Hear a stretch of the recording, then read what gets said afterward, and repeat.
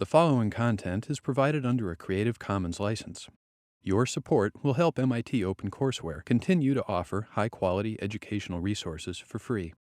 To make a donation or view additional materials from hundreds of MIT courses, visit MIT OpenCourseware at ocw.mit.edu. Audio quality for this video is poor due to technical difficulties. Okay, today, political barriers to educational change. One had to cram all this stuff into one's mind, whether one liked it or not.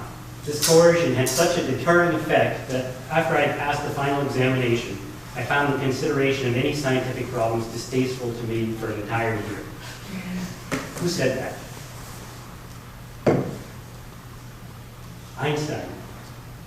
Right? So one of the greatest scientists of the last 300 or 400 years. So that was the effect of regular school and education on Einstein. And it's not just Einstein, it's a general pattern.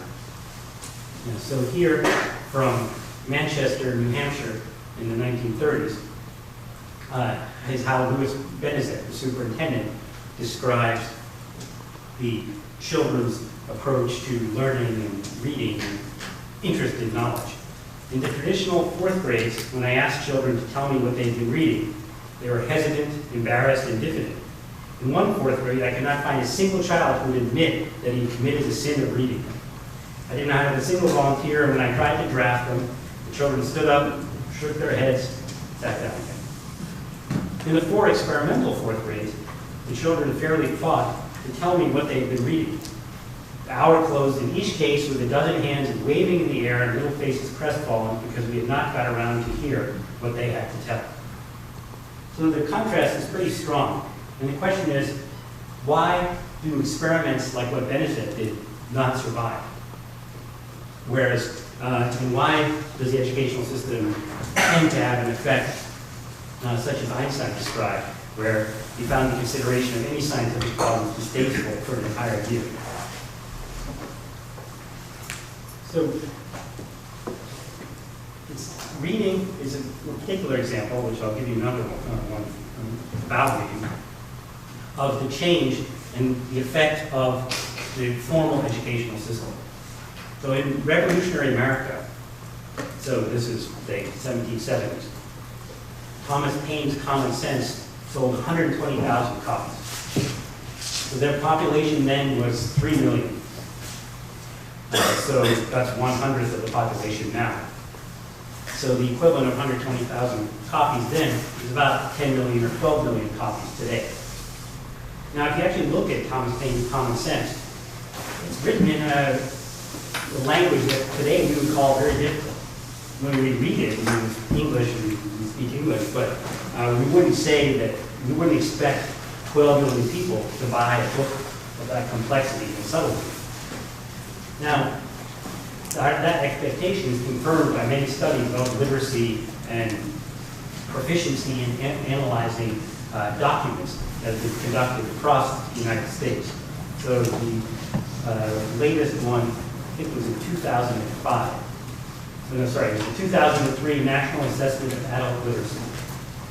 So it was published in 2005 by the U.S. government. So they studied America in 2003, and they tested 3 kinds of proficiencies. Prose proficiency, which is comparing viewpoints in 2 editorials, as an example of something that if you have prose proficiency, you can do. Document proficiency, which is interpreting a table about blood pressure, age, and physical activity. So taking information from documents is an example. And quantitative proficiency, computing and comparing the cost per ounce of food items. So none of these are very advanced skills. Okay, now, the percentage of adults who are proficient in each of these categories, 13%. Okay, now, 13% is a very, very low number, especially considering the level of proficiency that's required. The threshold is pretty low. Whereas back in 1770s America, 10 million or 12 million people, equivalent of today, bought Thomas Paine's Common Sense, And probably many of them were not actually literate so that they couldn't read, so they were read, that book was read to them. So there was a great hunger for words and ideas and learning, which in many ways we have not matched, despite or because of the vast extent of the schooling system and educational system. So, suppose you want to change this. You want to improve the situation, you'd like to make education better. What are some of the obstacles? So I'm going to discuss the obstacles sort of in ascending order of difficulty in overcoming. Or sort of another way to phrase it is an ascending order of how local they are. So the first obstacle I'm going to discuss is one that's local to, is sort of personal psychology. It's local to how people individually act. And then I'll move to obstacles that are broader in scope. So the first obstacle is what I'll call cognitive dissonance. So the way to see this in action is, suppose you go to someone and you say, well, you know, the way that that course is done, it could really be improved if you do it this way.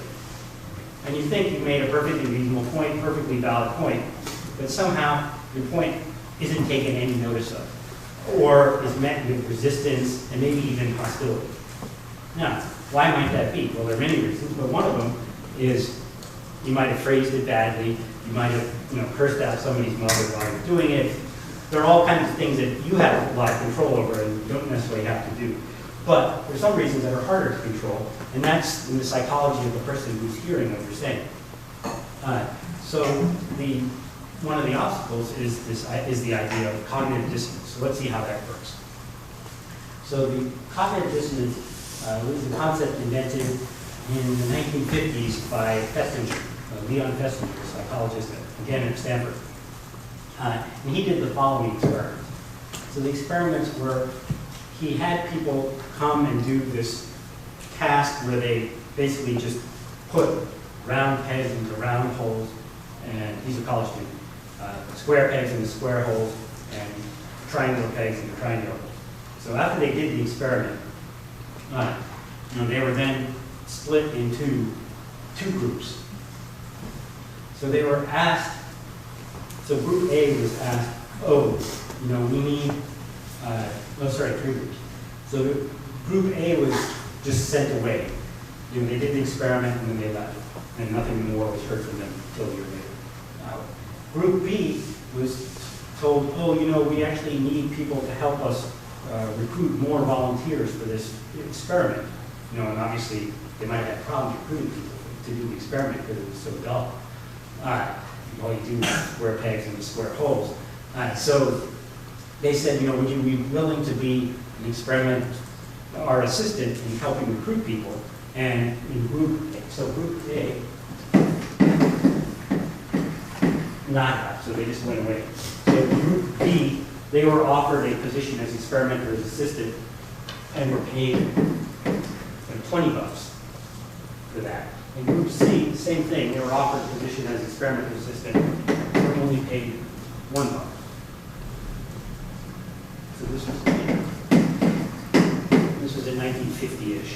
All right, so roughly speaking, in today's dollars, let me just translate those. So here's a way of estimating inflation. So in 1950, we still had the gold standard, and the gold standard was $35 an ounce. So the world price of gold was fixed by fiat from Bretton Woods at $35 an ounce. Now it's maybe $700 an ounce. So inflation is about 20 times. So this is about 400 today.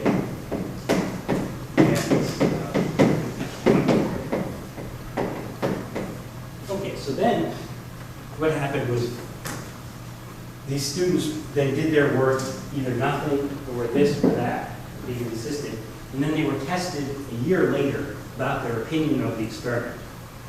So that was actually the real experiment.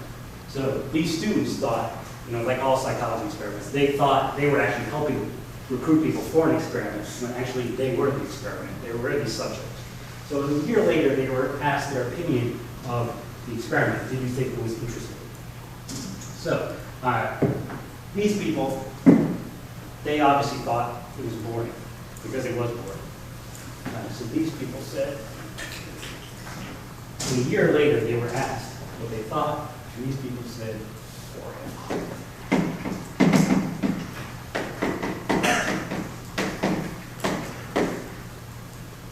Okay, now, what about groups B and C? What did they think? So take a minute or two and try to predict what their opinion about the experiment were 1 year later. Question, yes? So the people had a choice to participate, like the people who see were they forced to do this? Question, I don't think they were forced. It was the group B people who agreed, or the group C people who agreed. I'm pretty sure that's right, and I'm sure they weren't forced.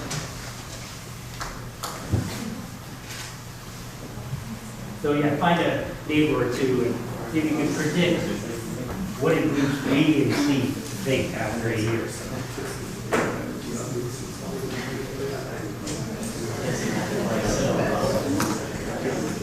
Okay, so what do you think they thought? Yeah. Maybe group C liked the experiment better because they would only try to recruit if they wanted to, because they were getting a big incentive. Okay, so group C maybe liked it more than group C. So the question is who liked it more. So maybe group C liked it more.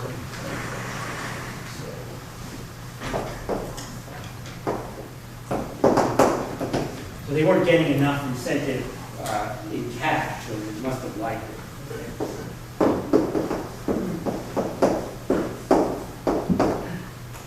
Okay, other thoughts, comments, opinions? Yeah. What was said that it's possible they didn't like it originally, but they convinced themselves they liked it because they were doing this work recruiting for not very much money. Okay, so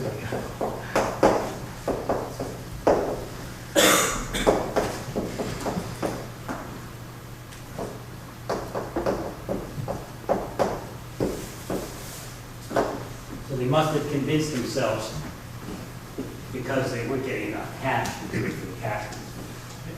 I actually have a question. So, Yeah.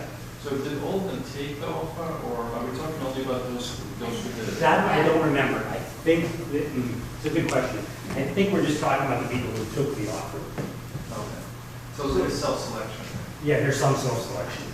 But for good control, then, we probably should ask the question immediately after the experiment before asking them to have a system and then use that to control to see if there's self-selection. I think that you can know. And they might have done that. I don't remember all the details of it. So they might have done that. One of the controls is group A, but you're right. I think that's another good control. And they might have done that. Other comments or questions? Or predictions? Yeah. Is this a flat rate or is this a per person? Per person they recruited? No, this was their salary. Yeah, it'd be pretty lucrative. 400 a pop. Yeah. I was thinking B probably wouldn't have liked it as much as C because they probably would have thought, you know, if they have to pay me $400, it's really, really boring. Okay, so B liked. So B liked it less on the theory, on the idea that they were doing it just for the money. They were thinking to themselves. Or also that if the researchers really had to pay them this much to get the subjects, it must have really sucked. Okay, right.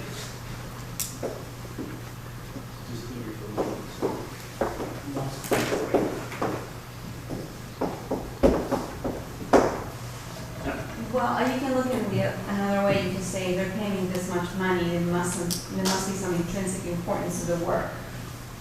So you could convince yourself that Could go both ways. Yeah, Like they're paying me a lot, so it must be really important work. They must have tons of government funding, for Yeah. example. So it could be mercies.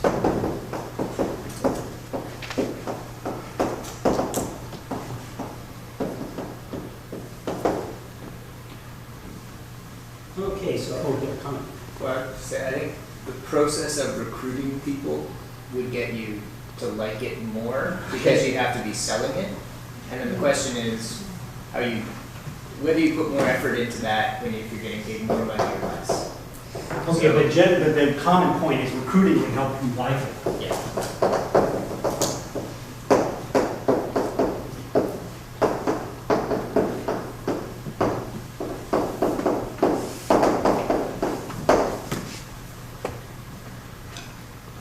Okay, so this, I would say, yeah, so to me, actually, I mean, you're right, actually. What happened is that these people still thought it was boring.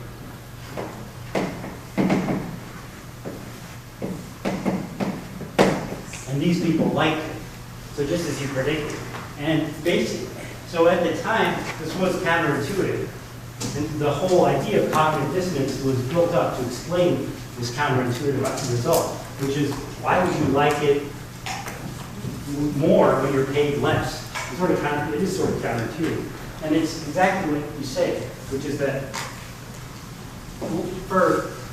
you reason to yourself, well, if they're giving me 400, yeah, sure, I'd sell my grandmother for 400. You know, it doesn't mean I don't like my grandmother, but 400 bucks is 400 bucks. But if they're only giving you 20 bucks, that's option C. No, of course you wouldn't do that. There must be some reason that you're doing that. So if you're participating in the activity, as you say, by doing it, you don't like it, or at least you try to justify it to yourself. You need some kind of justification. And the justification in group B is, well, I'm doing it because they paid me a lot of money. Justification in group C can't be that, because there isn't enough money. And so it must be that it's actually an intrinsically worthwhile activity. So the opinion shifts. Now, if you remember, I mentioned cognitive dissonance as one of the reasons to have people vote. When I'm doing multiple choice questions, say, or you give a multiple choice question to the students, say, okay, A, B, C, or D. The importance of having them vote and make a public stand is that it commits them to the question and to the answer. Right? And now they have some public appearance in one of the A, B, C, or D categories, and they want to know, is this right? So political organizers know this, and these kind of ideas are sort of old hat now. They've seeped into consciousness and psychology and marketing. So people will sometimes, for example, come around and ask you, well, would you mind putting a sign in your front yard for this political campaign? Well, first they'll say, would you like to give $100 to the campaign? And you'll say, no. I don't really know who XYZ is. I sort of vaguely support him, $100 too much. So you say no. You say, okay, well, would you mind putting a sign in the front yard? So now, what have you done? You made a public commitment, right? Everyone who drives by or walks by sees that sign for the candidate. So now, studies are completely consistent with this. You now do it, you now support that candidate more. So it turns out what's the key thing in changing your view is that you feel you had a choice. Okay, so here, if you put a gun to someone's head and say, you know, put a sign in the front yard, and they put a sign in the front yard, that doesn't change their view of the candidate. It's the person could refuse or not, it's up to them, and they chose to do it. Well, that opens the door to further commitment. So here, it's sort of like they're putting a gun to their head. This is sort of like putting a gun to their head. You don't really feel like you have a choice. You're like, okay, whether it's boring or not, who cares, I'll do it. Whereas here, you took the choice, and the ones who did it changed their view. So cognitive dissonance is very, very powerful.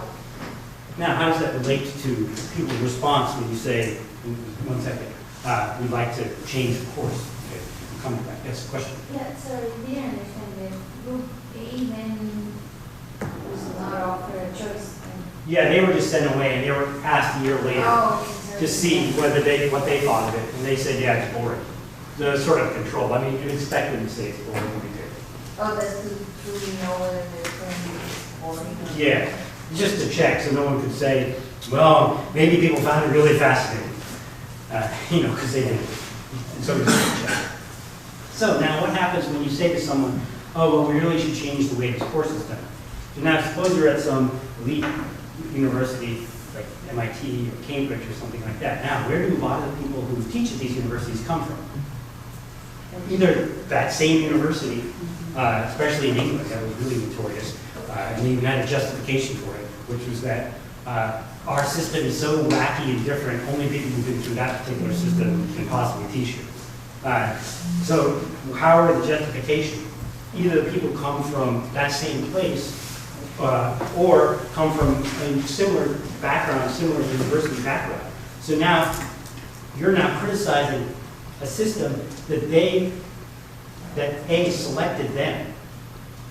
Right? The system selected them from among a whole bunch of people. And so, by definition, it must be consistent. Right, but also they've now had many opportunities to make public commitments to the system of the way things are taught, the way things are done. Right, they've taught many classes, they've participated in curriculum discussions, they've selected where students come, recommended students as being better or worse according to that system. So the result is that because of years of cognitive dissonance working on people, they are now very, very convinced that the way things are done right now is great. And then this is, although it's called cognitive dissonance, it's not necessarily a cognitive belief. If you ask them, could you explain why it's great, they won't necessarily give you great reasons. And this can be very misleading and can lead you into hot water. So for example, you say, well, you know, really we should teach this course differently and put in interactive questions because students learn more. You'll get responses that are almost nonsense. There'll be things like, for example, well, if we don't put everything on the chalkboard, on the board, how will students know what's going to be on the exam? And, you know, it's a valid English sentence, but it's not a very good argument because there are other ways to communicate with students. You can put stuff on notes, you can say read the book, there's tons of answers to that problem. But these kind of things would be offered as just a complete trump card. Okay, the ace of trumps has been played. There's no way we can do anything interactive.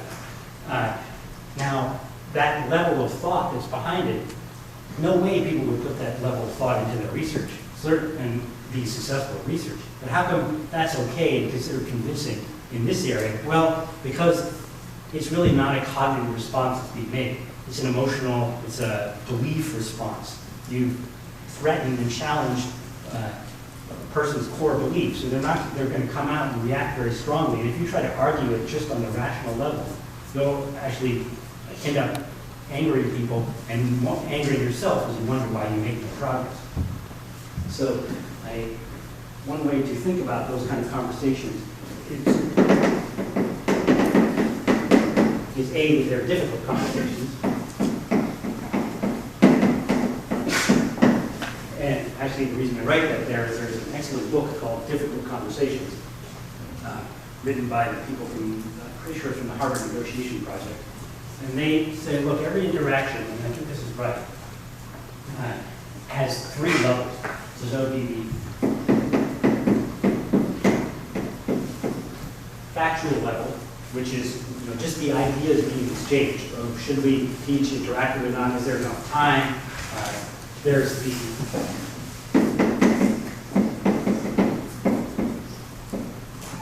emotional level, which is how people feel about these facts. And then there's the need. So what does this discussion mean for people? As an example, suppose you're talking to a student who's really worried about their grade. Well, you can tell them factually, look, that 3% on that problem set is going to be 0.03% on the final grade. It's just total noise. Don't even worry about it. So that's the factual level. And you may find, and you'll often find, that just the factual discussion is just the tip of the iceberg, and there's all this stuff going on. So what could some of this stuff be? Well, the emotional level is they just feel really anxious about grades. Now, why might that be? Well, that's where the meaning comes in. The meaning may be that they feel that the grade measures how good they are. And they've always thought, they got into MIT by mistake. And now people are going to find them out. If they ever get a bad grade, well, then their cover will be blown.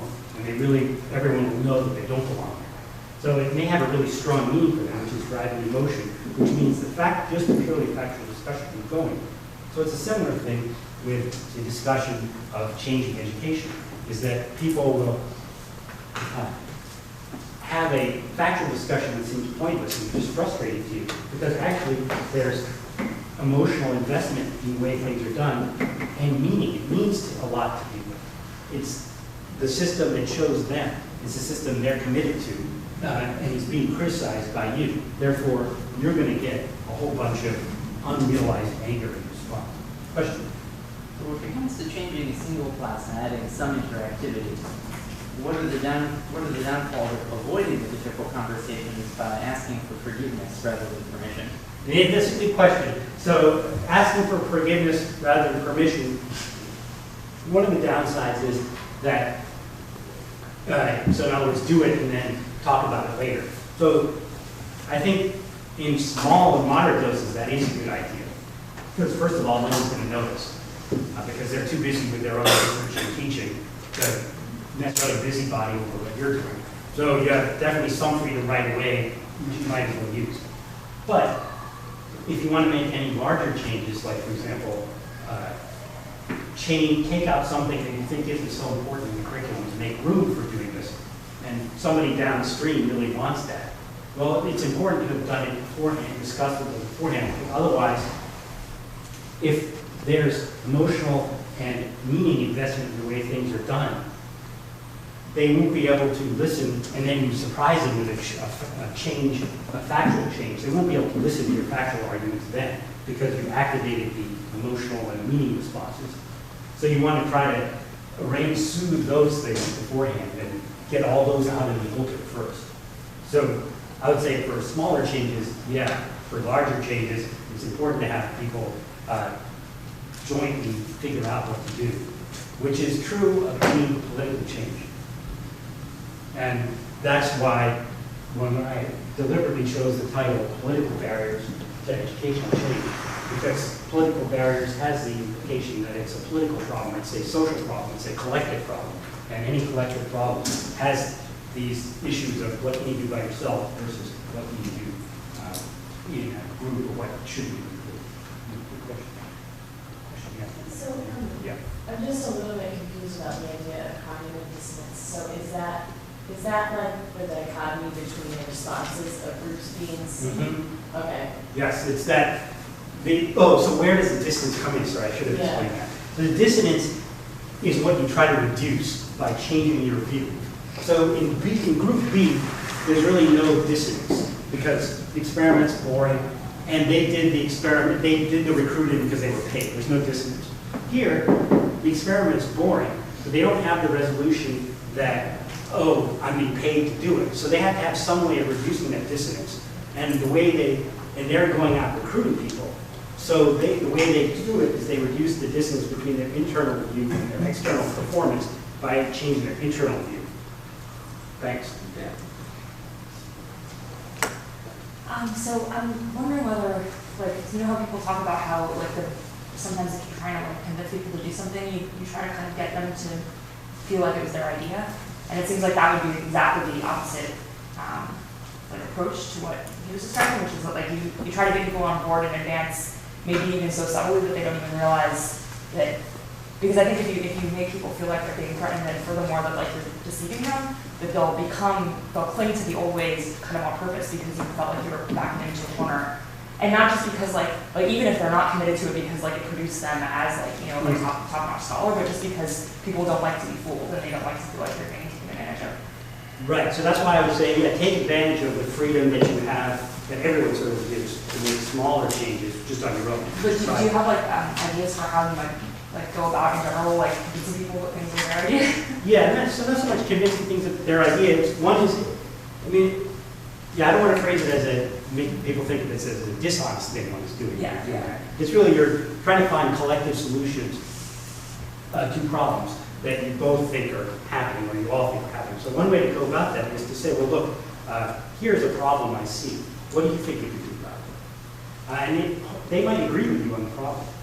Like one problem, pretty much generally, people will say, yeah, the students are fine on the problem set, but when they have to go do something with it, they can't do it. So you'll get a much wider agreement on that statement than on what to do about it. But you can start there. Say, okay, well, what do you think we should do about it? They may have some ideas. They may accept the idea that, well, this is a serious problem and it's not clear what to do about it. But that right away gives you some license to try experimenting with things. So you say, okay, well, here's one thing I'm thinking of trying. Let's see how it works. So you're not saying, it must be done this way. This is the only way to do it. If you're bad for not doing it, you're saying, well, I'm going to try this. Let's see how it works. And I'm happy to share the results with you. And you can use that too. And so there's another related point to that, which is the, I don't know what percentage to give this. Let's call it 10, 10, 80. So 10, 10, 80 is this.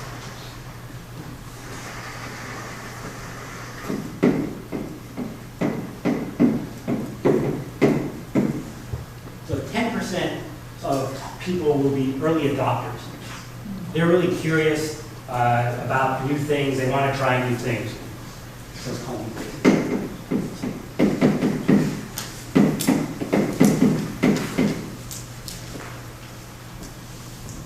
there'll be, say, 10% who, no matter what you do, are just going to say this is terrible.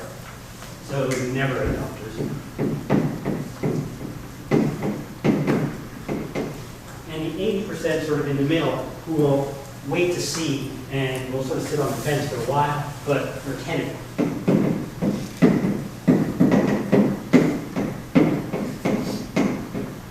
But open. You know, maybe they have other priorities, but they're open to these kinds of things. So my rough rule of thumb is when you're talking to someone, quickly figure out which category they're in. If they're in, this is true in political discussions, right? You probably have relatives in the family who you just agree we're not going to talk about politics, right? So I have them, I'm sure I'm in some people's category of that too. We just say, we're just not going to talk about that. Because one or the two of us is not going to adopt the view of the other, no matter what is said, because we just think it's absurd. So if someone's in that category, don't even spend any time. Just spend your time figuring out if they're in that category, you say, okay, how do we move on? If they're in this category, you usually can figure that out pretty quickly too. Work with them. And if they're in this category, that's the people you can reach if you do things in a good way. Okay, and it's actually pretty large. I think in the 70s this was called the quote silent majority. That was the code phrase for it, yeah. Are you done with this? Yeah. Could you talk a little bit, or maybe you will later, about what sort of scale changes you're talking about? For example, and also along with that, how much power each individual professor has to design their own course. If you figure out sort of what the prerequisites are for the next course, then I don't see exactly what the problem is doing whatever you want in your course as long as you meet those, as long as you teach them. So the question is, what size scale changes am I talking about? Well, it depends. How much freedom you have depends on the change you want to do. Like for example, suppose you took to heart some of the readings that were for today, and you thought, well, grading is really terrible, and you want to just dispense with grading completely. Well, even if you're teaching all the right stuff, that will raise a lot of ire, and people will come after you for that. Even if you're teaching everything right and you're doing all the prerequisites. Because it will trigger all kinds of factual, emotional, and meaning responses in other people. And it'll go against many, and that's what I'm going to talk about next, is features of American society that think we must do things that way. So you have less freedom to do something like that, even if you're meeting all the prerequisites. Now, if you want to, for example, use different examples to teach the same ideas, you have almost complete freedom. So it really depends what you want to do. Then there's many scales you can make change. So you may find that there isn't any way to do what I want to do and meet all the prerequisites for the next course because it just means doing way too much stuff. Okay, well now you have the problem of a bigger scale change. How do you get the whole group of faculty or group of people in charge of that area of the course to change what's going on? And change the prerequisites, change the overall curriculum. So now you're definitely going to be working with lots of other people. There's another sort of dichotomy, which is the course required or not? If the course isn't required, you have much more freedom. It's sort of your course. If people don't like it, they don't have to take it. And even if other people don't like your course or don't think it's that important, they're perfectly happy generally to let you teach your course so they don't think it's that important because they want to teach their course, which you may think is not that important. But now the required courses, so that every single undergraduate major in the field has to take, those generally are sort of guarded more jealously. And so changes in those are harder and generally require more consent from other people just because it's considered the shared core of the field. And so that's the meaning. And by changing that, you're implicitly perhaps threatening the shared core of the field. Does that answer your question?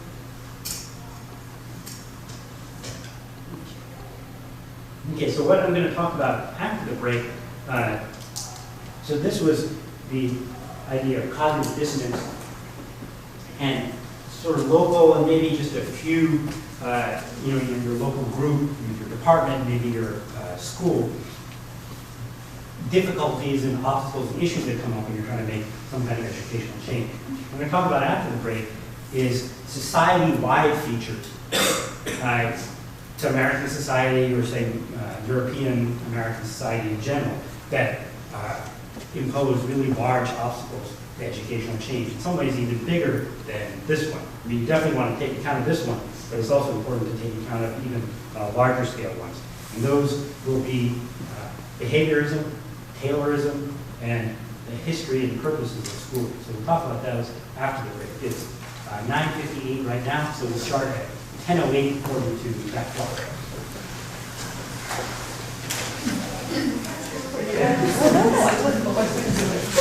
The first barrier, cognitive dissonance, is a sort of personal psychology.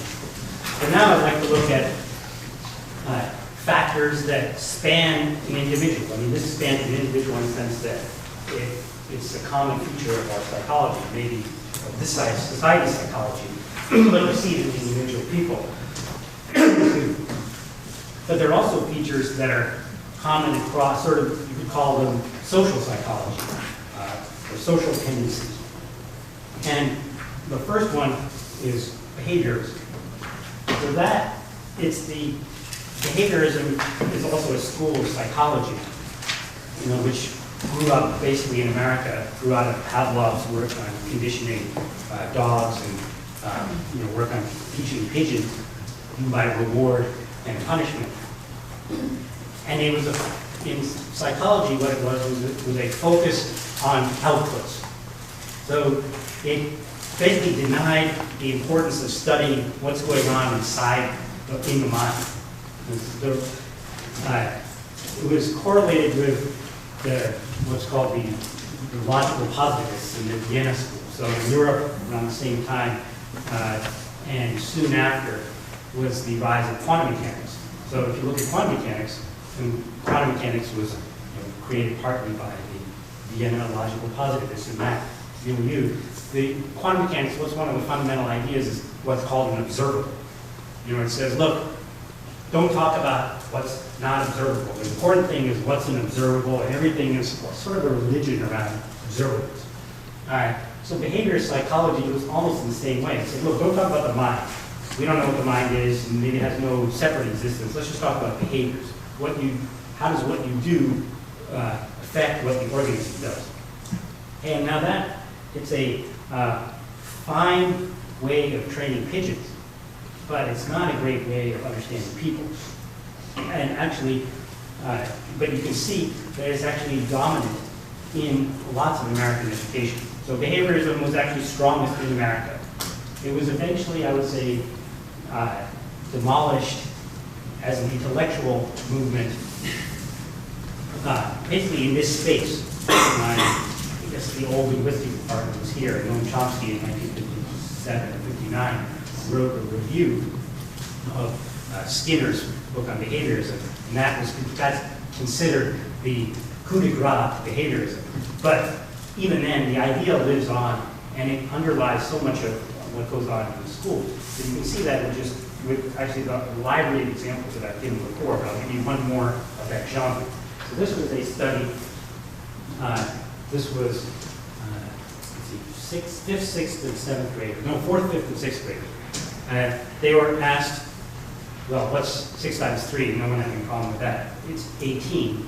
They were asked to make a story problem for 6 times 3 equals 18. About 80%, well, 80% of the students could not do it. They couldn't make a valid story problem. Now, what I mean by story problem is a word problem. So they could actually do the multiplication, that was no problem. But to make a problem which used that multiplication, that was difficult for them. And they came up with problems, most of the problems they came up with were along this line.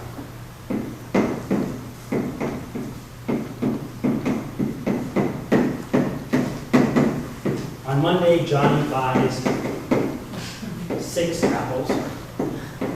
It's always Johnny, not John. I don't know why.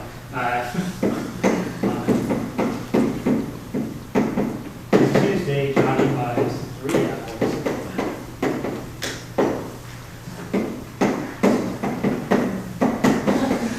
So 6 times 3 equals 18. Okay, so there was a fundamental lack of understanding of what's going on here behind the equation. So the performance was fine. You said, what's 6 times 3? 18. And so the observable was okay. So by behavior standards, that was fine. There was no problem.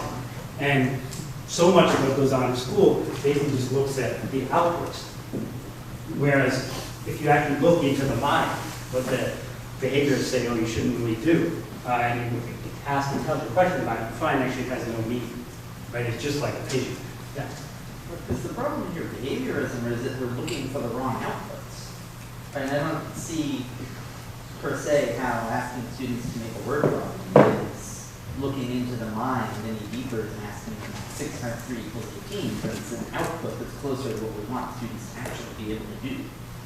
Well, what you're doing is you're testing. Well, the thing is, if they produce this, just if they produce a correct story as a formula too, then you wouldn't be happy either. So in some way, you want to know, does this have meaning for them? So you could then say, well, 6 times 3 is 18. Okay, they understood that. Now, I want them to give me the right output of a story problem. Well, I could have them memorize a correct story problem. Whenever they see multiplication, do this kind of story problem. And then, if you ask them the question, can you give me a story problem, they would produce the right output, but you'd still be unhappy with it. You'd have to ask a different question to figure out that actually had no meaning. You maybe, for example, you say, their multiplication is pretty similar to division. So let me see if they can make a story problem for division. Or let me give them a different question, which is this one. Suppose they hadn't had this question before and they hadn't been pigeon trained with it.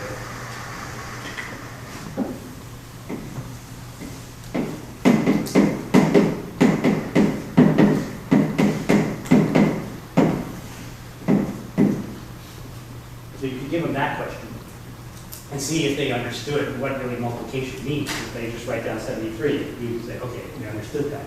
And it'd be kind of pointless to try to have them memorize all questions like this. But after they've seen this kind of question, yeah, they might produce the right output, even if you just tell them, okay, whenever you see this, 1, 2, 3, 4 guys here, and a 4 there, produce 73 here. Well, that's different from really understanding multiplication.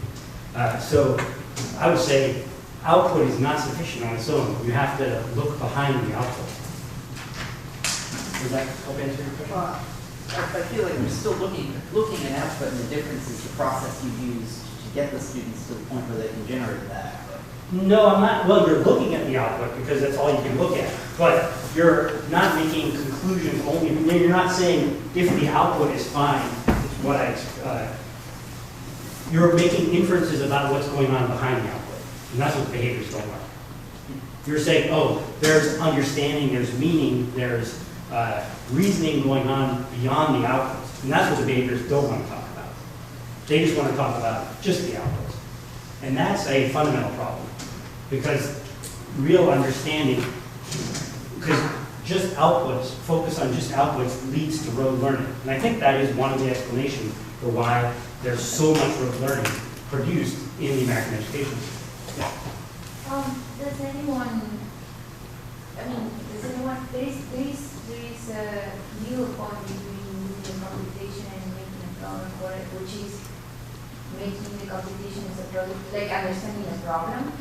Like on one way Johnny buys 6 apples, and Tuesday Johnny buys 6 apples, and what's they do? So like what's the operation for that? That's different from making up a problem. Like making up a problem requires more understanding, right? Yeah, making up a problem does require a lot of understanding.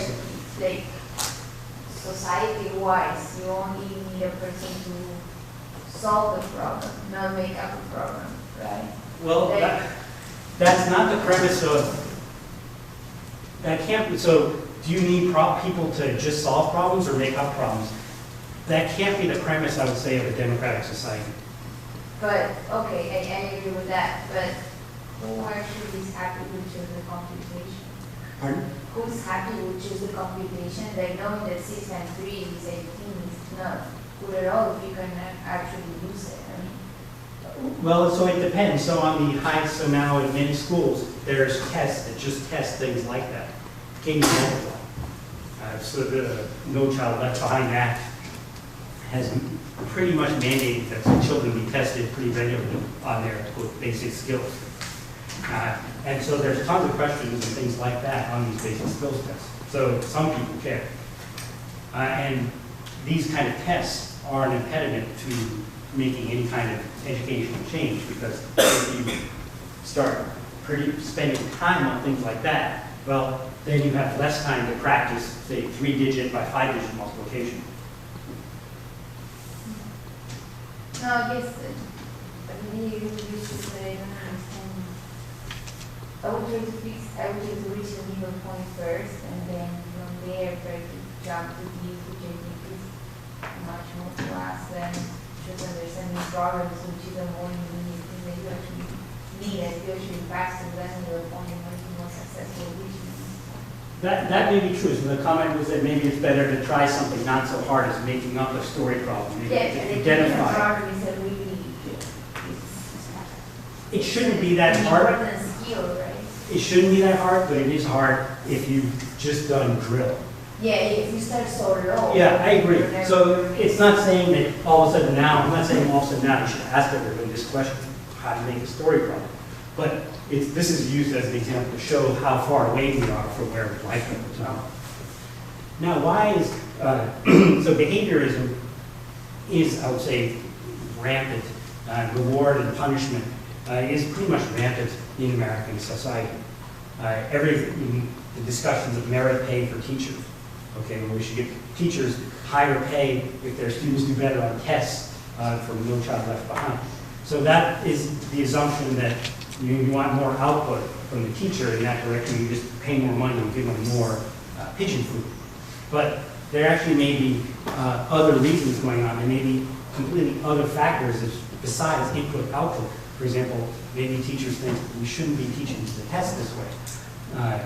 Maybe there's all kinds of social considerations which aren't included in just people, in paying people, quote, merit. So you can see how rampant it is, because when you say, well, no, we shouldn't do that to teachers, people think you're crazy. They say, well, of course we should. You have to make a really, really long argument for why we shouldn't. So the default is, yeah, everything should be paid according to results and rewards, and rewarded according to results. Yeah. I'm curious about what you think. I mean, because I do think that there is no question that in our society, things which we give respect to and value as a society do get paid more, and that correlates to our amount of respect. And then a big part of the problem with our educational system is that we don't pay our teachers anything, and we don't respect them. That's why, like, very few people actually consider that as a real career. Like, very few people who went to MIT, you know, who were getting a PhD from MIT would actually consider teaching at my school. Right. Like, very few people, right? And that's because it's not respected. It's not considered like a challenging thing, right? And like, I think, but don't you think that the amount of money that people get paid actually does, in some sense, reflect our respect for them as a society? Oh, that I agree with. So there's the meaning's gone. But yeah, there's meaning associated with the salary. So the merit pay, one problem with merit pay is that the meaning is that you're competing with other teachers. You know, they'll give some money to the school and say, now dole out among the teachers and the ones who do best on the test. Yeah, no, I think that's great. But I agree with you about increasing the overall salaries for teachers. So, and it's exactly right what you say, that it's not respected as a profession in this country. Whereas, and as you say, people who get a PhD from MIT are not likely to teach in high school, which is, I think, sad. But it doesn't have to be that way. So in Europe, so George Collier, one of the greatest mathematicians of the century, he taught in Swiss high school. And that was considered a very respectable position and profession. It's a serious profession. It's considered really important. Whereas that's pretty much unheard of here. And we'd be better off if it was more heard of. And so it's a combination of respect and salary, and related to that, autonomy. So teachers in America generally have the least autonomy compared to, say, Western European countries. So one way to measure that is just how much free time teachers have. to do curriculum development. So think back to your own high school. How many classes did your teacher teach? Typically 6 a day. I mean, I'm exhausted if I teach 2 classes a day. Right? Because it really takes energy to teach a class really well, think about it, prepare, answer questions, follow up with what happened, and make references. Teaching 6 times a day is absurd. And there's all you can do is just try to survive. So that's yet another barrier to educational change. So that is barrier number 2, which is, so the second one, I'll call it ageism.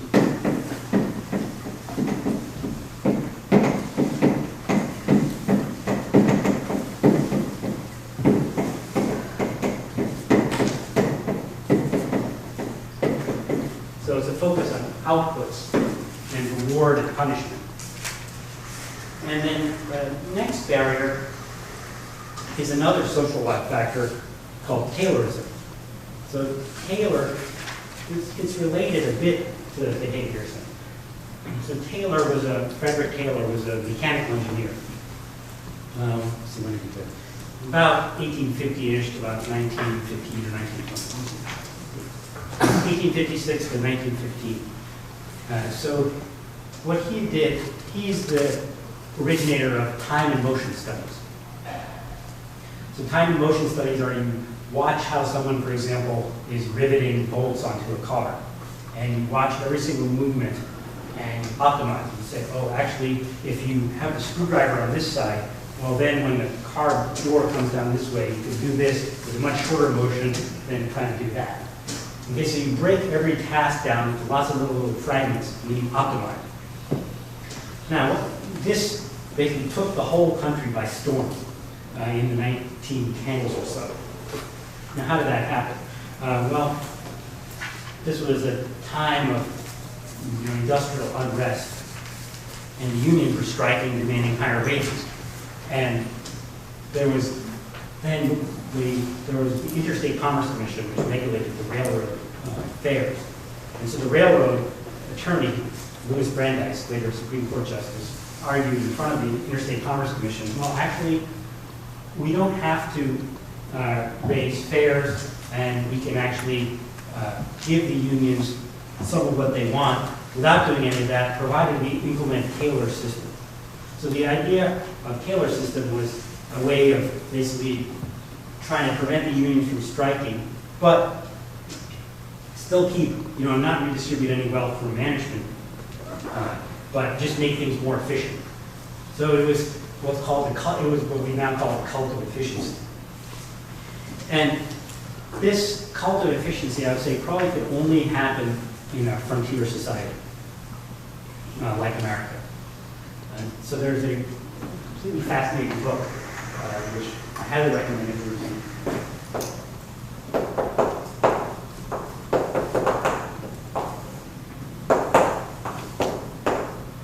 The Great Frontier by Walter Prescott Webb. So what he looks at is he looks at the effect on European society of the European discovery of the Americas. So around 1500, basically. Columbus sailed and all the explorer voyages sailed. So what happened? Well, before 1500, Europe was extremely crowded, lots of people, very few resources, very little land, pretty much deforested, not much fuel, and so it was a hard place to live. With the discovery, of the New World, that switched. There was now a ton of land and not enough people, especially after the Indians all got smallpox and died. There was a ton of natural resources, wood, minerals, eventually oil. So around 1500, the world society changed, at least the European society. And with it changed conceptions of how society should work. And in the frontier society, basically everything was there for the taking. You just had to work to get it. So in a frontier society, basically work was a religion. That was the religion of a frontier society. And you can still see that in America. How many weeks of holidays do people have legally guaranteed? I think 0. Right? And whereas in, for example, England, I think it was 4 weeks, maybe statutory minimum. In Germany, it's 5 or 6 weeks. So in the frontier society, work will be a religion. And it's likely to be a place where ideas such as Taylorism will grow and sprout and thrive. And so Taylorism spread throughout the entire country, including to the schools. And you can still see it in the schools. You know, school is considered a factory, and the inputs are the students, and we want to do that as efficiently as possible. Big class size, giant buildings, give you economy of scale, whatever it may be, to produce more product at the end. Okay, so this, one of the early examples of a Taylor school was the platoon school. So this was an elementary school. And what they did was this is absurd. They enrolled 10% to 70% more children than there were seats for in the classrooms. Okay, so now how do they achieve this efficiency? This is done by dumping the 10% to 70% on the playground and into the auditorium or basement, and by keeping all the children rotating from room to room, teacher to teacher, so the same 10% to 70% may not be kept waiting longer than 30 consecutive minutes to get into classrooms. So even the 6-year-old children have 6 or 7 teachers a day, and as many as 12 or 13 in some cities. And teachers handle as many as 400 pupils in a day and 1,000 in a week. So the Taylorists came to the schools and said, hey, look, these schools it's all very well to have small schools for people, but really it's not efficient. Look, there's all this inefficiency you can squeeze out of the system, right? And so you can see probably MIT is going to be going through something like that with the budget cuts. So all the Taylorists will descend upon us and try to squeeze the the inefficiencies out of the place. So what they said was, oh, look, there are all these rooms that aren't being used, right? You have the gym that's not used all the time. There's the lunchroom that's only used, at lunchtime. That's crazy, right? There's an empty room there. There's the playground that's only used at recess, right? What we should do is we should rotate the kids all the way through, and you actually see that in schools now. They have lunch period. Many of them have lunch period that starts at like 10 a.m. and the lunch period goes till almost 2, right? Because it's a much more efficient use of the lunchroom. But ironically, they have canceled recess because recess isn't efficient. Recess is not efficient for doing standardized test problems. So yeah, you'll see that as well. So again, the cult of efficiency, that was back in the 20s, that quote I read you from. It's from Raymond Callahan's book called Education and the Cult of Efficiency, a study of the social forces that have shaped the administration of public schools. It's about Taylorism in public schools. But it continues to today, and No Child Left Behind, you can see, is a perfect example of that. One mother wrote and said, the long lines of marching children looked to me like nothing so much as the lines of uncompleted Ford cars in the factory, moving always on, with a screw put on or a bird tightened as they passed, standardized, mechanical, pitiful. There is a factory system carried into the public school which needs only the closing time whistle to make complete its identification with the giant, great industrial plants. So there you have another fundamentally important social factor. So barrier 2. So behaviorism and Taylorism are sort of lumped together, which is the joining of the school and the factory, and the educational system and the social order.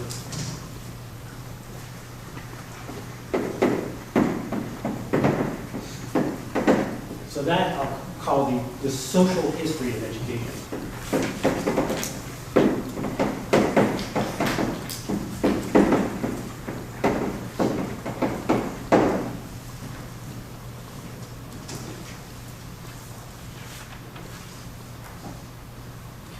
So education, America was one of the leading countries in this, in making schools free and required, with compulsory free education in the public schools.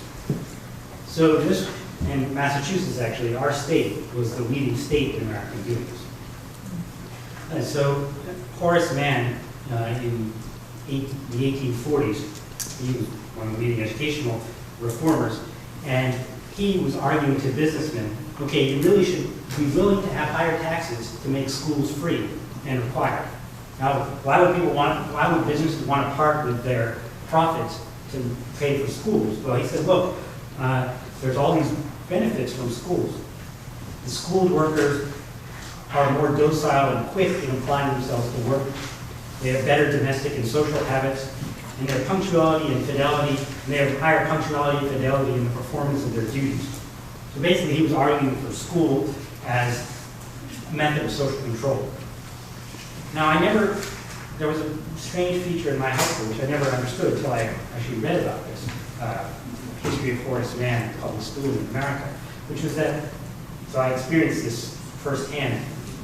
One day in my high school, this racist student attacked me and called me nasty names, and so then I fought back, and we sort of fought to a draw, which was good, because he was trying to do serious damage.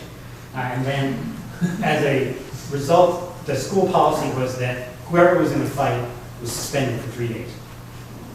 So we were both automatically suspended and then had to go to court to figure out who was really at fault.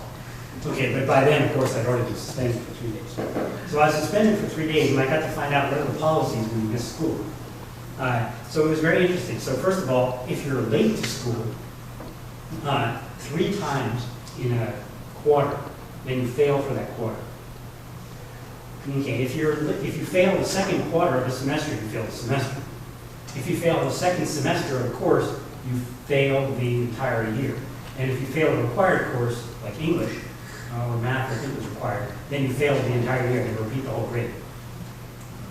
Okay, so they were very, very, very sticklers about punctuality. But they didn't really care what your grades were that much. You could get C's and D's on tests, and you'd do much better than if you missed 4 days of school. Now, my teachers were nice in this case. They said, "Oh, don't worry about it. Good thing you fought and stood up for yourself. We won't do any of that stuff." But it was always puzzling to me why punctuality was so much more important in this public school, which was supposed to be one of the leading public schools in Pennsylvania, than the actual grades you got or how much you learned. And when I read the history of Horace Mann, I thought, oh yeah, that actually makes perfect sense. The purpose of the school wasn't necessarily to teach people to think and really understand. It was, the social history behind it was to produce people who were basically docile workers for the factory system, which was just coming around in the 1840s.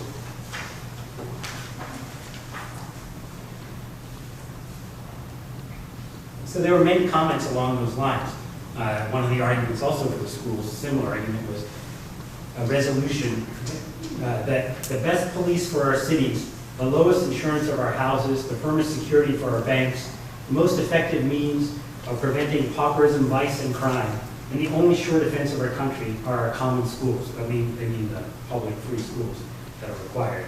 And so again, it was seen as a defense of property, basically. And this was true, so when I say America, it's not just America, actually. England in 1870 passed an Education Act that required public schooling and made free compulsory public schooling. And the arguments in England were almost exactly the same. Would not the policeman be better employed in assisting the work of the schoolmaster by collecting together for school attendance the willfully neglected children who are springing up into recruits for the great army of crime? And what would prevent the working classes from engaging in those vain strikes which end in 99 out of 100, leaving them in a worse condition than before? What would keep them from habits of wasting improvidence that some knowledge of the succession of events in life, such as education, could supply? So in other words, education as class war. So that history of education, it still permeates it. And people were very open about this. These weren't secret documents that people wrote in their conspiratorial councils. These were openly discussed, saying, this is why you should pay for schools. And I would say it was even quite a sophisticated level. So William Whewell, he was master of Trinity College, Cambridge, in the 1860s, I think. So when he was a university professor before becoming master of Trinity, he was commenting on the difference between the European and the, say, English and American educational system. And he said, well, actually, they had a real problem in Europe, and problem lies in the following. So he was recommending the teaching of mathematics. So the mathematical doctrines are fixed and permanent. No new system of geometry can supersede the old. Not only so, but even the old books remain in use. So now contrasting that, the fixed and constant nature of mathematics was not likely to promote the critical spirit rife in France and Germany, where too much attention to the more provisional and contentious observational sciences had been partly responsible for vehement and general hostility to the existing institutions of their country. So in other words, we should teach mathematics because it has one answer. Basically, that's what we want people to conclude about society too. It has the one answer, which is the society we have. Whereas if you teach observational sciences, social sciences, people might start questioning way too much. So there was not just schools, but what should we teach in our schools? So that history is very, very hard to overcome because it's so deeply embedded into the foundation of the schools. And you'll find its purposes like that. Those such purposes keep creeping up whenever you try to change things.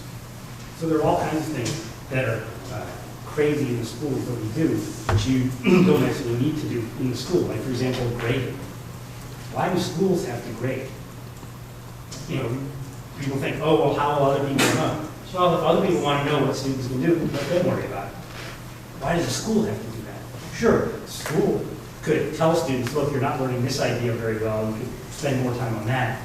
You're learning this idea pretty good, you don't need to spend any more time on that. That kind of evaluation for the student's benefit is quite useful. But why should that be publicized to other people? Well, those are two separate questions, but they're automatically conflated because partly the purpose of the school is to get people to accept their place in the society. There's a very interesting experiment along those lines, which I don't know if you know, it's called blue eyes, brown eyes. So this is related to tracking and grading. So I don't think you could do this experiment today. But what they did is they took, I think it was third graders, and they came into the class and they said, okay, third graders, we just found out that the blue-eyed children are more intelligent than the brown-eyed children, and so we're going to have to teach them separately. So they then separated them into two classrooms, and they taught them exactly the same stuff. And then they tested them a while later, and they found the blue-eyed children did much, much better than the brown-eyed children. So sure, the test results must have been correct. So then, actually what they did is afterwards they said, actually, no, we fucked up. We screwed up, and actually we got it backwards. It was the brown-eyed children who were more intelligent than the blue-eyed children, so we had to switch the classrooms. So they switched the classrooms, and of course they taught them exactly the same stuff. And what do you think happened with the test performance? It flipped. Okay, so there's an example of the effect of tracking and grading. So what's the result of that is that, well, students then accept their place. They think, oh, yeah, I am the dumb student. I am the bad reader. Oh, I'm just not so good at math. It's my fault, right? Rather than, well, it's the way it's taught. It's that, I came from a family where we just didn't have much money, or even for food, and a society which didn't provide that, so I was hungry every day. So there's all kinds of social explanations which you're taught not to look at. And even the very problems that are done in school tend to reinforce the social order that we have. So an example of that to really show how strong that tendency is, well, look at the problems that are done about percentages. The percentage problems are almost always in the following form.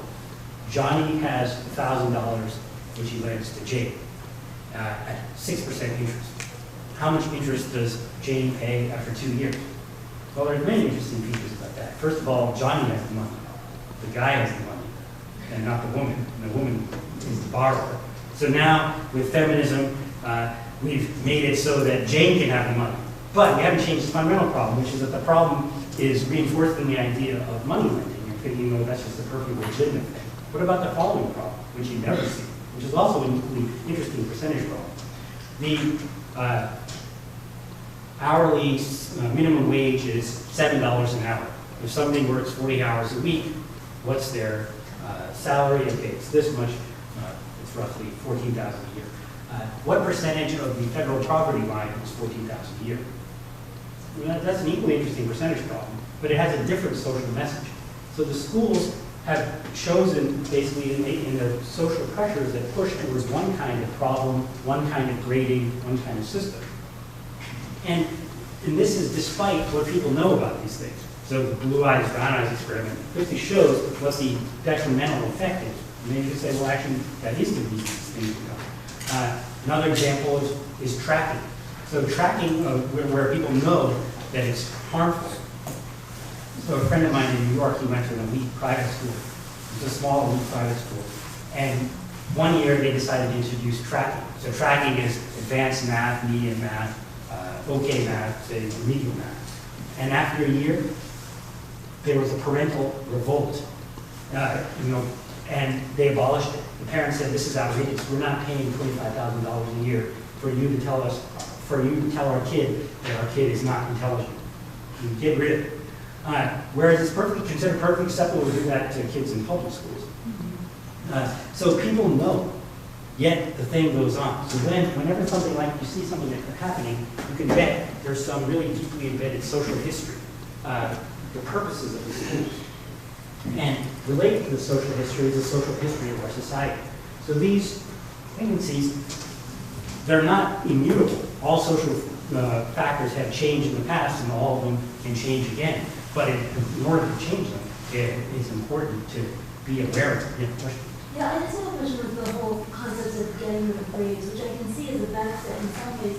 But I feel like, say the entire country decided to just stop grading children, I feel like at least at the level of college acceptance, there's still going to be some level of evaluating the children, and eventually it's just going to be that some other form of evaluation is leading to this separation, even if it's not just by numbers. Say everything heavily relies on letters of recommendation. Well, students are going to start competing for those big letters of recommendation. And is there any way to really deal with it without having grades? Well, I think you've identified a fundamental problem, which is the competition. And so it's sort of like the waterbed. You know, if you sit on one side of the waterbed, the other side goes up. So if you reduce competition in one place, it might increase in other ways. So for example, you could have no grades in high school, but then you have a really, really high stakes university entrance exam, which is not necessarily the ideal solution. I think the ideal solution is that you make good universities accessible to all people. Or, for example, you make it so that you don't need a university degree to earn a reasonable salary. But is that ever going to be possible? Well, I would quote Margaret Mead on that. Never underestimate the power of a small number of people really committed to something good to make social change. Not just a small number, but people in general. So all things that we now think are absurd and just horrible were once normal. Slavery was considered absolutely normal. And in fact, the view of the inferior races. That's a lot of cognitive dissonance behind that, probably. But all these things that we think are horrible now, torture, are now considered just beyond the pale because of social movements. So my main point here is that these are structural, fundamental, large issues, and they require structural, large, society-wide changes to fundamentally change them. But it goes both ways. The schools themselves produce people who reinforce the social structures. So if people have come through the blue eyes, brown eyes experiment, and they feel themselves that they are not worthy, they're less likely to try to make a social change to make a just society. Because so it goes both ways. Improving the schools, and the educational system improves the society. Improving the society improves the schools.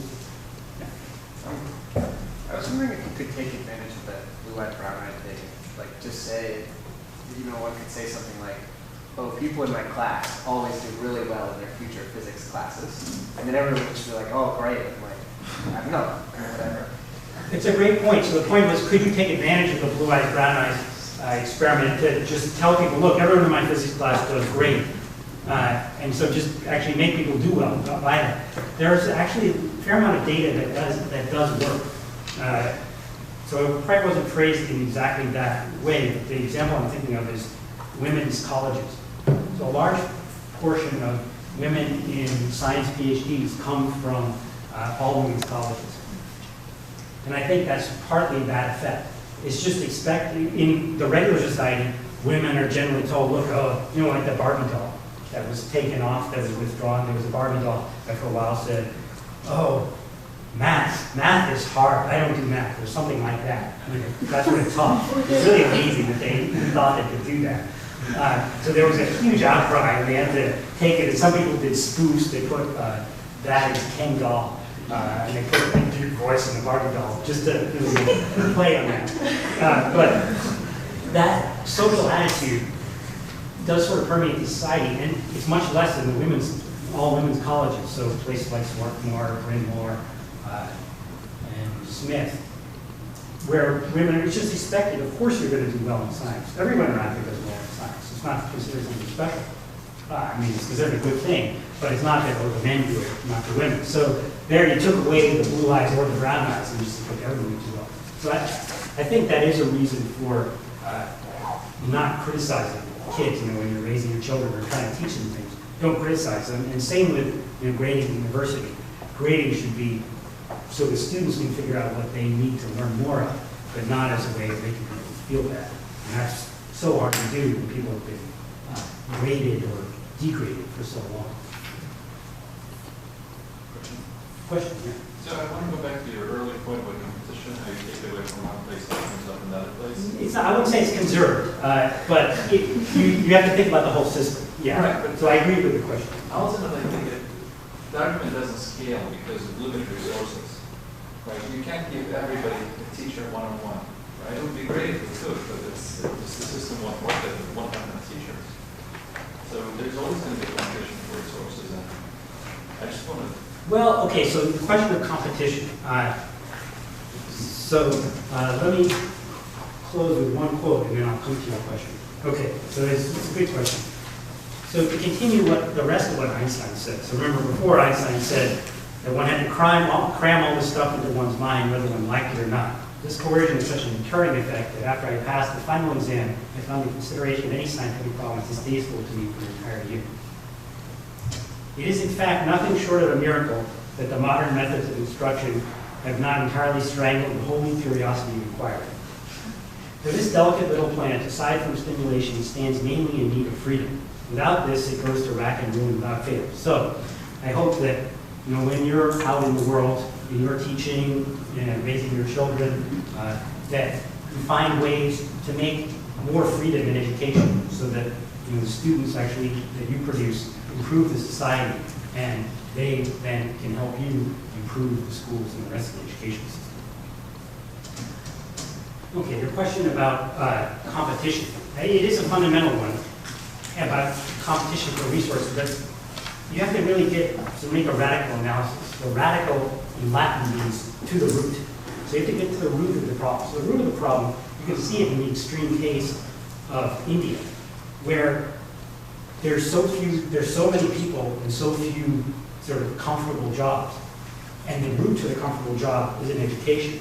That there's intense competition for tutors and all this, not because people want to learn, but because that's the means to actually not starve on the street.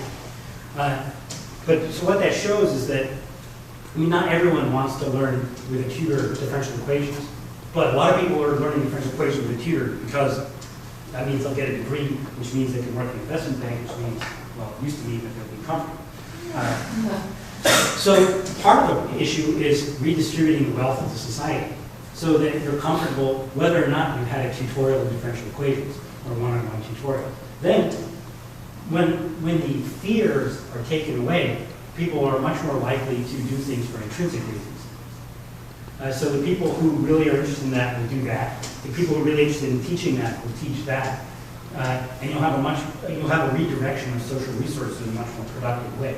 But that requires, for example, providing, say, guaranteed income, guaranteed health care, maybe even guaranteed basic schooling for everyone, so that those things aren't features of competition. Yeah, but the system based on competition is by default self-regulating, right? Because if you I don't know about that. So a good example, is the system based on competition self-regulating? I'm not sure about that. The mortgage derivative market is a good example. That actually what happened was, you can think of it in electrical engineering terms, is you had, let's do it at a continuous time, test point. So you had some sort of slow, pokey banking system with feedback loops, and the poles were in the left half plane, nice decay constant. And then the competition to make more money quickly, well, one way to make more money was to trade ever quicker and ever quicker. What did that do? It increased the gaming of feedback loops and shoved the poles this way, and eventually some of the poles crossed the axis, and you got huge nonlinear oscillations, which grew to huge oscillations grew to nonlinearity and broke a whole bunch of the world banking system. So it's actually not necessarily true that this competition is self-regulating. Because there are all these nonlinearities and feedbacks and delays in the system, there's no guarantee of that. And one of the harms of the competition is it sets people against each other. And what you'd much rather have is people working together and helping each other. Because as the studies quoted by Alfie Kohn show, that actually produces, if you want to do really high-level new work, that's how it happens. Not through competition and dog-eat-dog, but people cooperating and sharing knowledge. And what we want to do, I would say, in our educational system is shift it more towards there and free people's energies for creative uses instead of consume them and burn their energies in fears and worries. So if we don't determine the pay of different people in the society based on the competition, what do you propose? Do you propose that somebody else decides if you'll vote on it, or well, it sounds like communism, socialism type of thing? Well, we already have all kinds of ways. I mean, you can have regulations. You can, for example, say, I mean, income tax is a social way of deciding what's worthwhile and what's not. You can say, okay, we're going to tax people's income to 99% beyond 200,000, so we don't think it's worthwhile. And we're going to use that money to pay teachers more. That's a social choice. We could say the teachers' salaries are this, so that if we think it's a worthwhile thing to do, we can say, look, we think bridge building is really important and revitalizing the train system is really important. We're going to pay people to do that. Those are social choices, just like a family can be. It doesn't have to be coercive. So we can change our educational system that way too. The barrier to it is that our thoughts are limited by the educational system that we went through. So in one way, that's bad news, because there's this giant feedback loop keeping things the way they are. On the other hand, because there's a feedback loop, the educational system affects the society and vice versa. Well, it means you can work anywhere on the feedback loop you want that you think is interesting. You can try to improve the society directly, you can try to improve the educational system, and all. You can sort of try to snip the feedback wherever you see it and insert something good in here. And you improve things for everybody that way. Okay, so if you could fill out the question sheet, and see, I'll put on the website the two things I mentioned. This is the slides from last time, as well as a reference from Harold Dweck.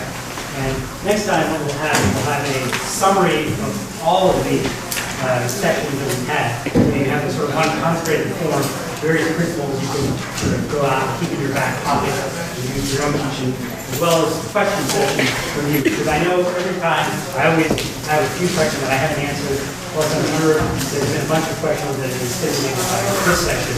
So we'll try to answer all your questions next time. So that you have no more questions ever in your whole life. Answers from Lecture 10 to questions generated in Lecture 9. Okay, lots of questions from last time. So I won't answer all of them because otherwise we'll probably spend the entire time just on the questions from last time, which maybe I should have anticipated since it's a, it's a central topic and one that connects to not just education but directly to society, the topic on political barriers to educational change. So I'll answer some of those, but then I wanted to also give you a chance to ask any questions that have been unresolved, that have come up in your teaching, so, or that you think might come up in your teaching. So one of my old teachers, Donald Knuth, always reserved the last session for student questions, and I think it's a really good philosophy to basically tie everything together, tie all the loose ends up. So I call it your turn. Okay, but part of your turn was answering some of your questions from before. Is social education a bad thing? And so the comment was, I'm still not convinced that social education is a bad thing. Obviously, it gives a lot of control to whoever gets to make the decision of what constitutes a good citizen. But some of the social agendas in public schooling were good. For example, diversity, recycling. And that's true. So it's not that, I don't want to be misinterpreted as saying society is a bad thing. I think society naturally educates people. You pick up your values from people around you. Your parents give you ethical norms. Schools give you ethical norms. And I think it's exactly what the question said. It's that who gets to decide? Is it, some group of elites who decide, or is it the whole society collectively deciding what they think is good for everybody? And that what's good for everybody may not be one thing, and maybe the decision is, well, different people need or want different things, and we think a good society is based on the idea that people have freedom to follow their interests, and also some maybe required work that everyone needs to learn, for example, reading. But then what you read may be up to you. So yeah, I don't think all social education is a bad thing at all. I think all education is social. There's no way to avoid that. That's inherently, we're social animals. And it's the question of what's in that education. And it's the same thing, political barriers to educational change. It's not that politics is inherently a bad thing. It's the question is, what kind of politics do we have? And how can we make that better and more humane? So for example, I think recycling is a good example of making things more humane. Okay, if competition demotivates some people, does it motivate other people? Does eliminating competition reduce maximum performance? Other than the studies referred to by Alfie Kohn, I'm not sure if the answer to that is known. I mean, there's studies on how, for example, competition leads to a lot of waste. The classic example in economics is suppose you, and this was actually a real example, suppose you give people, what was it? It was 160 acres of land. I think that was a quarter plot, or 640 acres of land way out in the west. And the rule is whoever gets there first gets to claim that piece of land. And you have to, put up, you get there and you stick posts up and you put a fence there. That's roughly how the Homestead Act worked. Well, the problem with that is it does cause a lot of waste, which is that tons of people might run out and chase after that land and make a whole bunch of effort, buy train tickets, go on a wagon with their whole family out west, but only one person gets the land. So the whole bunch of people actually put in a lot of wasted effort. So that's a classic example of how competition can be quite wasteful. Other examples where exclusive rights do that are patents. So if, as is the case, a patent is only given to one person, or the inventor, and you have 15 people or 30 people trying to invent something. So the more the competition in this case, the more waste is going to happen, because all these people are going to invest funds, but only one person is going to get the exclusive right, and the other people are just left high and dry. So there's many examples where eliminating competition will actually increase the amount of social wealth contributed towards useful ends. But to the direct question of whether it reduces maximum performance, I don't know if that's known. The studies in Alfie Kohn's article pointed to how competition reduces high-level performance, but for example, complex cognitive tasks. Maximum performance, probably one would need to define that pretty closely, and then one could do studies on it. Okay, so, there was an interesting question about the understanding multiplication. So the understanding multiplication example I gave, where people could multiply 6 by 3 and get 18, but then couldn't come up with a word problem that used 6 by 3, or they could, but the word problem was Johnny buys 6 apples on Monday, he buys 3 apples on Tuesday, so 6 times 3 is 18. So that was maybe a bit unfair to ask students, because writing a story draws on skills beyond mathematical understanding, such as imagination and language. So it's true, it does draw on those skills, but I don't think those are separate from mathematical understanding. If you can't explain the mathematics that you have in you, you don't really understand it. When I was an undergraduate, a friend of mine and I we used to torment the math grad students. It was sort of unfair. When we were really curious about math, we were fascinated by math, and we wanted to know what people do in graduate school. And only later did I realize we were actually tormenting them. We weren't doing it intentionally. We would ask them, okay, what are you working on? Sometimes we had classes with them, or we'd see them in the math lounge. And they would say, oh, blah, blah, blah, blah, the theorem.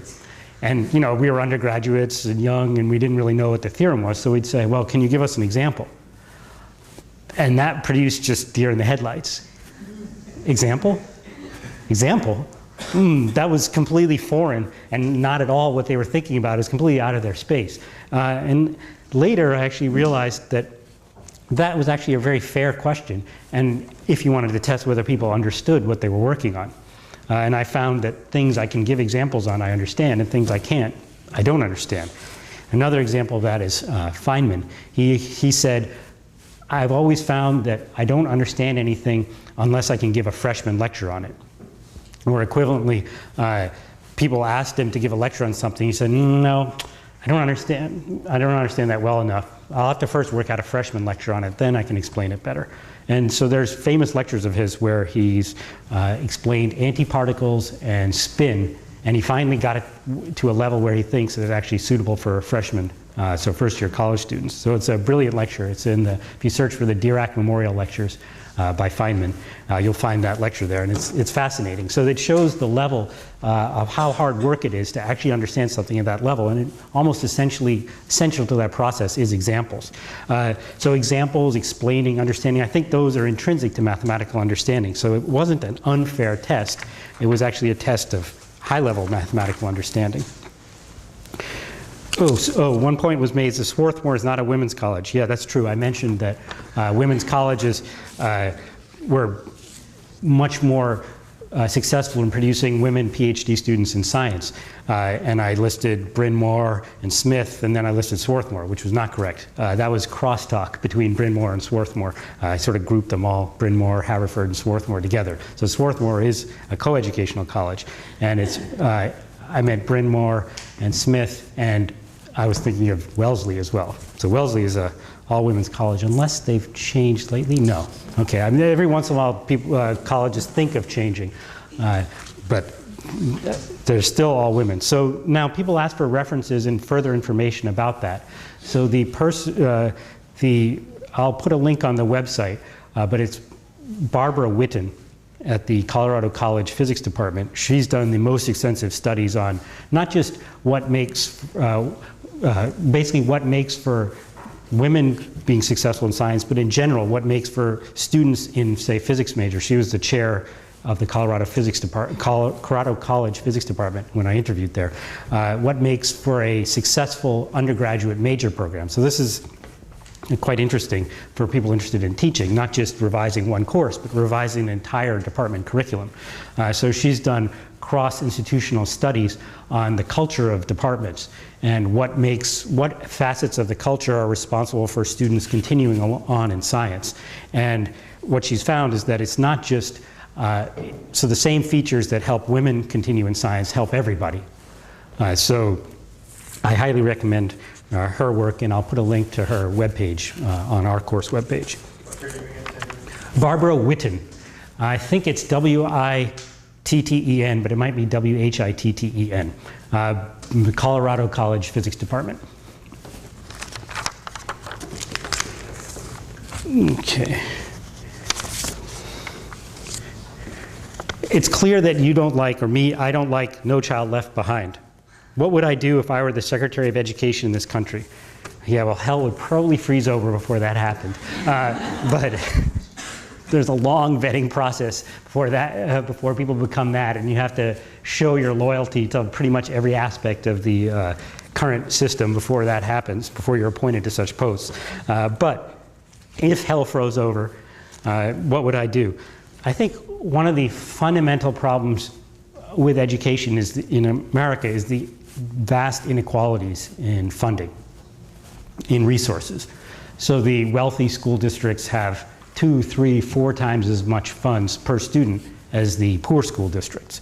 And that's because, I mean, there's a good part of that. I mean, the disparity is bad, but there's a reason for the disparity, and the reason isn't all bad. The reason is that America, education is a local affair.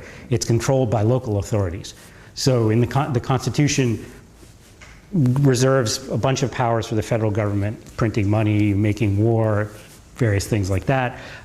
Then it says, okay, then the states can do a bunch of stuff, like for example, regulate voting. And then it says anything not basically explicitly given to the national or state governments is given to the people. Or in fact, I think it says that this is the 11th Amendment, I believe.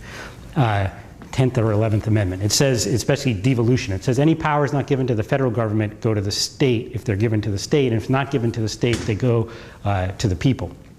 In other words, and so education is in that category. It's nowhere mentioned in the Constitution, education. So it's not given to the states, it's not given to the federal government. So in America, it's given to the local authorities. Now the problem is that different communities have different wealth bases. You know, there's some very rich suburbs, and for a while the cities were wealthy, but then people fled, all the wealthy people fled the cities in the 1950s during suburbanization. So the cities, the centers of cities became very poor. So there was vast disparities in wealth there. And I think one thing is that the federal government could do is actually just correct those. So there have been lawsuits along those lines for forcing state governments to try to correct that. Because there is some role for the states in education. I'm not sure where that comes from in the Constitution, but there are state boards of education. And I think it's Vermont and New Jersey. There have been lawsuits in state courts to force the states to equalize funding across school districts, so somehow mitigating the differential in property tax revenues.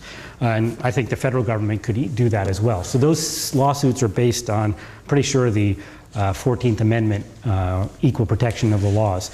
Now, there's no reason the federal government couldn't do that as well, and so I would do that as step number one, no strings attached. Like here, let's just equalize the resources, and then we can worry about what we're going to do after that. Whereas No Child Left Behind, what it does is it makes the resources actually more unequal, because it tests all the schools. And the schools that are going to do badly are the ones with less resources, and then they're going to get punished for doing badly. So I would take the opposite approach. Is there a particular country's educational system that I particularly admire? It's a good question. It's not, again, I think it's local. There's local educational experiments that I admire a lot, and occasionally larger scale ones. A whole country, not so much. I mean, there's states in India, for example, for a while, Kerala, I don't know if it's still true, but had an incredibly high literacy rate. So I think 98%. Which was much higher than anywhere else in India and matches literacy levels in the West. And this had many benefits. So for example, one study about population is that population growth is slowed down the most by educating women. And Kerala actually, that 98% included women, not just men. So I think that's an educational system worth looking into. And places that I admire, they're little local pockets. The free schools in the 1960s, there's a few places like that still in America. There's the Sudbury Valley School, just, I don't know, maybe it's 50 miles west of here. It's in the Sudbury Valley. And that's modeled on Summerhill, one of the earliest free schools in England. So actually, it has its good and bad. So Summerhill, there's no required classes, and there's no required curriculum, and students, and the students can go to class or not, or can play outside. So that would work really well. I think that works really well if all the teachers are really inspiring, because then the students will be automatically drawn in to learn stuff. But if the teachers aren't very skilled, then you have problems with that. So I think it worked mixed there, but the potential is good. Now, and the freedom is really good and teaches people to be responsible, but it has its downside. So so I have a personal experience with that, which is when I was 3. So I was born in England and we lived there for a few years, and then we moved to New Jersey. And when I guess I was 4 maybe, my parents thought about sending me to England to go to Summerhill, because this was 1973, so it was in the middle of lots of political change in America. Free schools were a big part of the cultural discussion, and my parents believed in those values, which I'm glad they did, and they thought, okay, let's see about sending Sanjoy to Summerhill. So we took a trip back to England, and they visited, and I think the way they tell me what happened was that everything was fine, except then they were wandering around with the teacher on a tour, and they saw these marks on the door, and they said, oh, what are those marks on the door? Because they believed in the philosophy of letting children do what they want to do and follow their interests, but they said, oh, what are those marks on the door there? And they said, oh, that's Johnny. He likes to stand over there and throw knives at the door. so then my parents thought, well, maybe that's just a little too unsupervised, especially if the child is across the Atlantic from us and it's not really easy to see how things are going and intervene if things aren't going so well. So they decided not to send me to Summerhill, but they sent me to progressive nursery schools locally as well, and I have good memories of those too. So yeah, there's a difference between, I would say, there's a fundamental point in there, which is that there's a difference between freedom and license. And so this is a distinction not often made. So license is the bad pole and freedom is the good. This is how I'm splitting the two apart. So license is just do whatever you want. Take drugs, be a prostitute, do whatever you want. You're free. Well, that's not really freedom. You're licensed. Whereas freedom, in my mind, has some intrinsic regulation on it. You're free. You're a free creature. You have responsibility to use that freedom well. And license doesn't have any of that responsibility. So I think when one is designing curricula like that, you have to try to make the norm such that freedom is promoted and not license. Now, to some extent, you can't avoid a bit of license because, for example, the Summerhill teachers say that when students come from regular schools, where they've been basically competing with each other, basically feeling beaten down, some of them come to Summerhill and just do nothing for a year.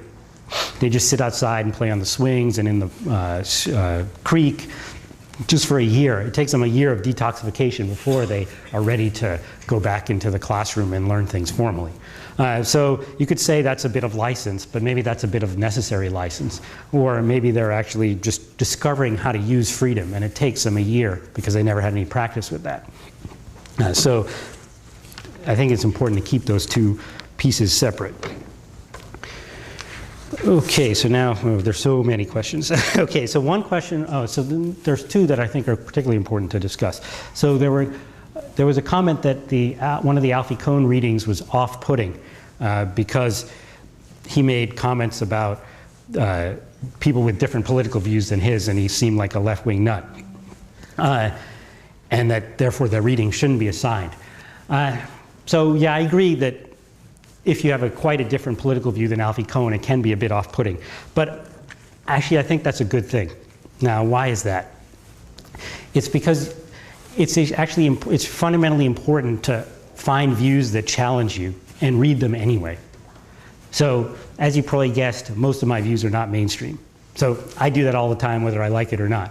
Just when I open the paper or if I happen to watch television, which I actually don't hardly at all. But if I open the newspaper or read things, just right next to my office, there's a teaching magazine. I forget what it's called. Prism, maybe? I forget the name of the magazine, but it's on the magazine display. And I just was walking by and turned my head this way to read the title on the front cover, and it said, students coaching, how does it go? Oh yeah. Cash incentives are proving successful for promoting student learning. So this was against everything I believe in. So if I had time, I'll actually read the article. But I'm surrounded by things I disagree with, and I think that's actually pretty healthy. So if you disagree with an article, read it all the way through. The danger of not doing that, and the law professor Cass Sunstein from Chicago, who's talked about as being a possible Supreme Court nominee by Obama, he's written eloquently about the dangers of not doing that. And because it wasn't so possible, say 50 years ago. There was large circulation newspapers, and maybe 2 or 3 in each town, and people read those. There was a common discourse through that. But now everyone can get their own particular news on the internet, right? You can get your own views from this small journal or from that particular newspaper or this person writing an article that you happen to agree with. And the danger is of people just collecting into small little micro communities, which where each community just agrees with itself and only reads things and discusses things that they agree with. And that's very unhealthy for democracy, he points out, which I think is right.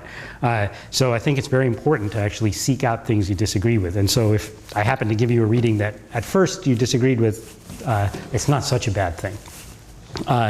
And it's actually, it belongs for sure in an academic curriculum, because that's one of the purposes of an academic curriculum. You know, the word university comes from, it has uni in it, one. So the idea is this one universe. All ideas are open to discussion.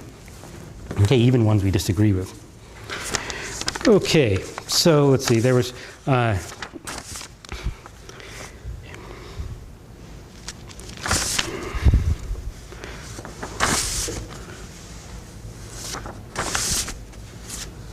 okay, then the related one is I find it off-putting when I put my personal biases and opinions as absolute. For example, programming, and this is related to the last point, programming in LaTeX may be easier and more convenient for me, but it's possible to develop familiarity with other software and systems that makes them close to equivalent, if not equivalent.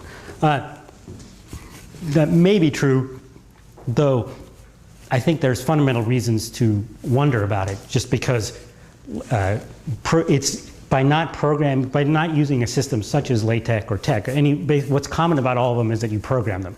And by not using a system like that, you give up the ability to program. And that is a huge loss. Just as you can see it, how much can computers do?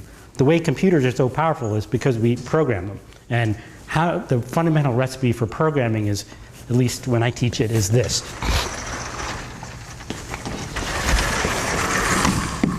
So this is the fundamental idea of programming, I think. So you do something, and then you do it again. And when you're doing it again, you're like, oh, I just did this. Maybe I should write a program. Nah, I'm too lazy. But then the third time it happens again, you're like, okay, bloody hell, this time, write a program. Okay, so basically the recipe is the third time you're about to do something, don't do it. Write a program to do it. So now you have a little mini program that you can reuse. Now it's a new module. And you can use that module to build still new programs. You can build a huge tower of abstraction. So for example, in the figure drawing program, you can actually write programs that generate trees. And then you can write a 5-line script, and you say, okay, feed that to my tree generating program, and it will make a tree that you can use in your figures, in your talks, or in your books. So I'll post a few examples of that. The input as a 5-line tree, and the output PDF. So that is so the first time you write that program, it takes longer than doing it graphically, no question, which is why this second part happens. Because you do it sort of the slightly hard way the first time, you don't realize the second time you're like, oh, there's something in common here, but it's too late, I just have to do it the slightly hard way. The third time you think, okay, finally I'm going to do it with a program. So I think there are fundamental reasons to think that if you can program your documents, you'll also be more efficient. Now, that actually may end up not being true. I suspect it is, but it may not be. But even if it isn't, take it as not an absolute, but as a suggestion to try in your own work and in your own writing. Okay, and I don't mean it as an absolute. Okay, so now there's a ton more questions, but I'm going to leave them for now. And if at the end we haven't used up all the time with questions, I'll continue with some of those questions.